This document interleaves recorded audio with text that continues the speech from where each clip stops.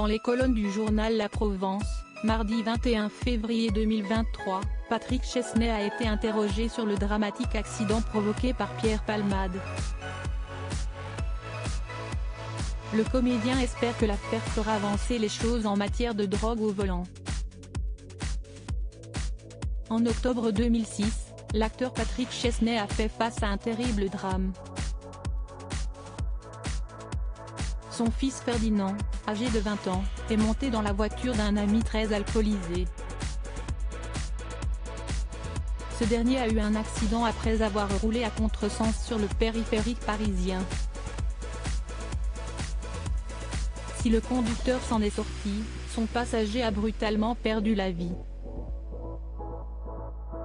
Depuis, Pierre Chesnais reste très marqué par cette disparition. Ferdinand prend tellement de place dans sa vie que cela a affecté sa relation avec son cadet Victor. Il a grandi dans l'ombre du grand frère disparu même s'il a peu de souvenirs avec lui puisqu'il avait 3 ans à sa mort, avait confié le comédien en 2020 dans les colonnes de Télé Loisirs. Il est aussi inquiet pour sa fille Émilie. Avec le temps qui passe, l'inquiétude pour les miens ne se calme pas, mais j'essaye d'avoir un regard amusé sur la vie, avait-il déclaré auprès de Gala.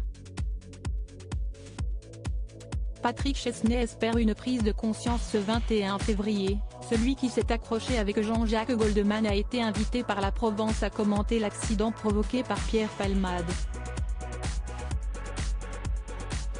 S'il estime que l'affaire prend trop de place dans l'actualité, il espère aussi qu'elle fera avancer les choses en termes de sécurité routière. Tout ce qui va dans le sens d'un durcissement de la réponse à la conduite dans un état alcoolisé ou après avoir pris des stupéfiants, va dans le bon sens, a-t-il estimé en réaction à la proposition de Gérald Darmanin, le ministre de l'Intérieur, consistant à enlever 12 points du permis en cas de conduite sous stupéfiants ou alcool. Enlever 12 points, si est-il le minimum? Ou est-ce ce que ça signifie? Que l'on a plus le permis, on sait que l'on a été puni, sanctionné. Pendant quelque temps, on ne conduit plus, a-t-il ajouté, précisant que ce n'était pas la pire des sanctions. Pour Patrick Chesnais, si le drame de l'affaire Palmade pouvait faire prendre conscience aux gens de l'impossibilité de conduire après avoir fumé ou pris des drogues, ce serait une autre avancée.